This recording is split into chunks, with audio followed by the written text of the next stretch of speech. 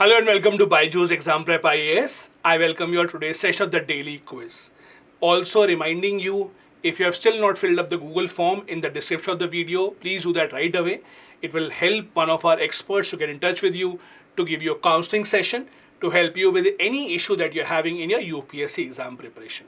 Now let's begin with our first question of the day. Consider the following statements with regards to Prime Minister's Awards for Excellence in Public Administration. Number one, these awards are designed to acknowledge, recognize, reward exemplary work by civil servants across the country.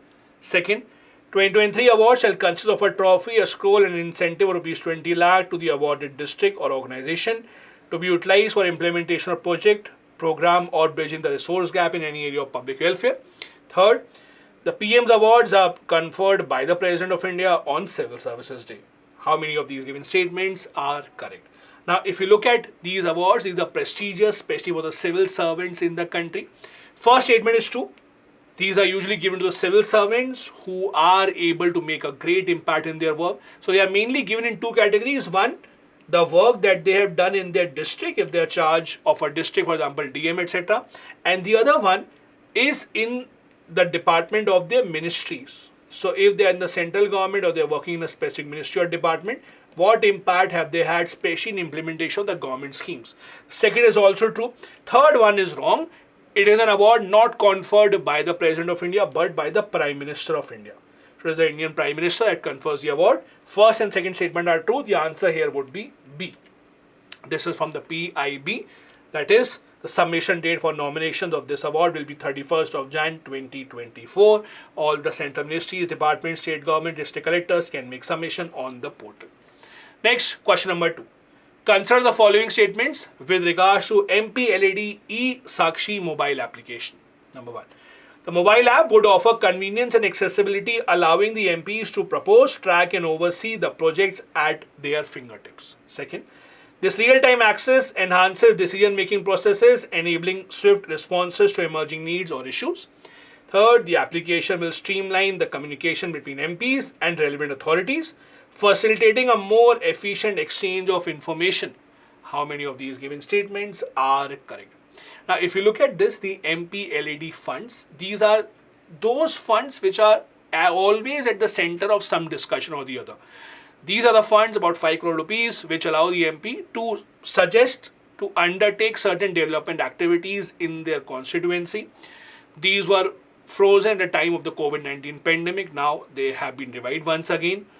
To ensure that these funds are utilized even better, so that the MPs can keep a track of all the projects that are being undertaken under this funds, the e-SAKSHI mobile application has been launched. It will streamline communication between MPs and the authorities, because see, MPs can only suggest. The final decision would have to be taken by the district administration. That is why there has to be communication between the MPs and the relevant authorities. Second and first are also true. It will allow much more convenience and accessibility to the members of the parliament, and it will allow them to track those projects real time. The answer thus here is C. All three are correct. The Union Minister Rao Inderjeet Singh has launched this mobile application for the revised fund flow procedure under the MPLAD scheme. To remember, this comes under Ministry of Statistics and Program Implementation. Next, question number 3. Consider the following statements with regards to the famous Tamil poet and philosopher Thiruvalluvar. First, his famous work, the Tirukkural, is a collection of couplets addressing morality, politics, the economy, and love. Second, in January 1935, the Tamil Nadu government officially recognized 31 BCE as the year of Valluvar. Third, government of Tamil Nadu celebrates the 15th or 16th on leap years of Jan as the Thiruvalluvar Day in the poet's honor as part of the Pongal celebrations. How many of these given statements are correct? Now, this is a very revered and renowned figure in the state of Tamil Nadu.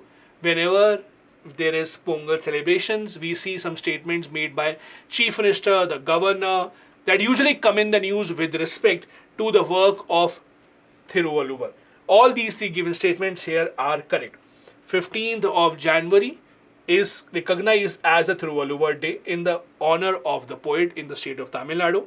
In 1935, 31 BCE was recognized as his year, and yes, his collection of couplets addresses a wide variety of subjects. Usually, whenever we are living in these political times, you will see that statements made by politicians on these kind of figures come in a lot of controversy. CM's, that is the Chief Minister Stalin's post, when he made the post on the day of Pongal, showed him in white robes while the governors depicted him in saffron robes. Basically, it's all related to the religious inclinations. For example, a lot of people recognize him as a Hindu saint, but many people also think that Thiruvalluvar was connected to the Jain religion more as compared to Hindu religion, but there is still a lot of debate going on around that as well. Next, question number 4. Consider the following statements with regards to Punganur cow species in India. Number 1. They are a unique dwarf breed considered the shortest humped cattle in the world. Second, in the 2012 livestock census, Punganur were found only in Karnataka. Third, males have slightly longer horns than the stumpier ones in females. How many of these are correct?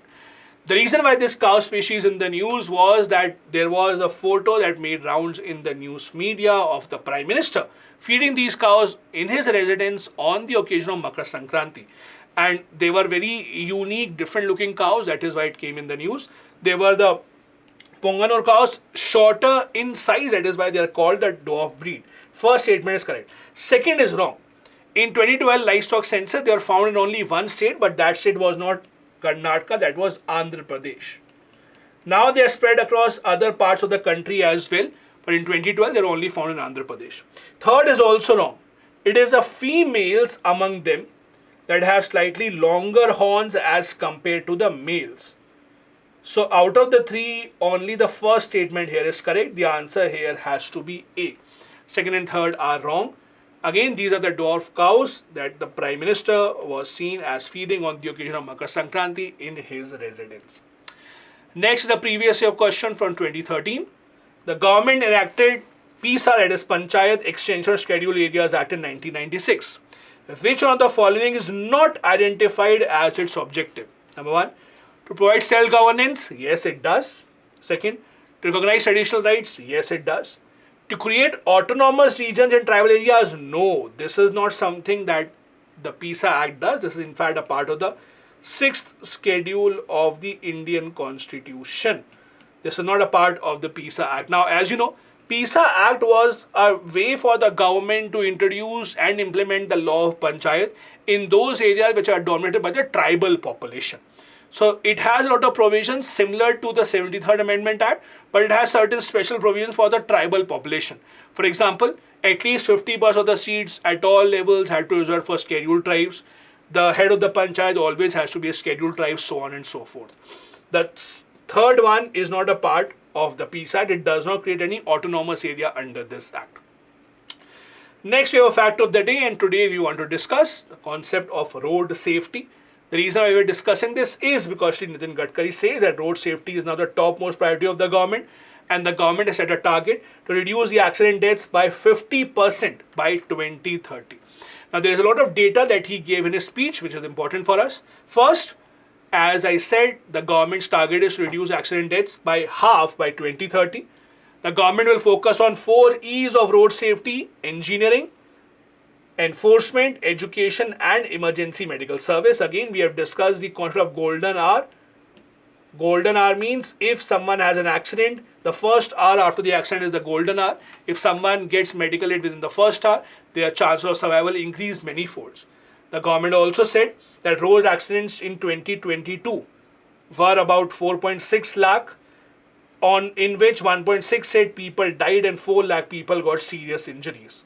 Also, the road accidents have increased in the past few years, which is due to a lot of reasons. First, maybe some fault in engineering. Second, faulty driving. Third, it may also be because the people around that area were not aware enough to take them to the hospital for medical help. This brings us to the end of today's session of the daily quiz. I hope you learned something new today. Do join us tomorrow as well for this session. Till then, have a good day ahead. Bye-bye. Jai Hind.